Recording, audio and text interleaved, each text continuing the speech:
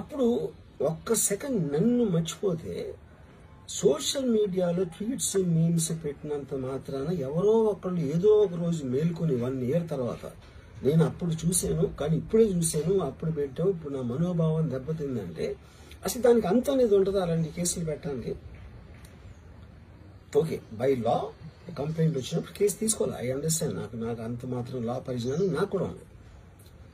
కానీ అది మీరు సీరియస్ గా తీసుకుంటే ఒక యూనిఫామ్ డిస్పారిటీ లేకుండా డిస్క్రిమినేషన్ లేకుండా మీరు అందరినీ సీరియస్ గా తీసుకుంటే ఒక అంటే మొత్తం సోషల్ మీడియా మొత్తం జైల్లో ఉంటుంది అట్లీస్ట్ 80 to 90%. ఎందుకంటే సోషల్ మీడియాకి వచ్చేదే దానికోసం, ఎవరైనా సరే వచ్చేది ఫైనల్ గా.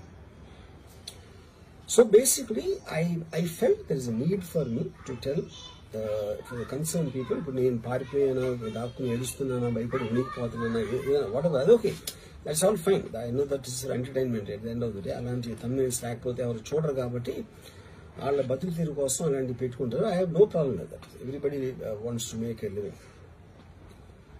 But on the larger picture I want to say this one thing lastly నేను చెప్పేది ఒక్కటే అందరూ అర్థం చేసుకోవాల్సింది, ఇది సోషల్ మీడియా ప్రాబ్లం, నా ఒక్క ప్రాబ్లం కాదు.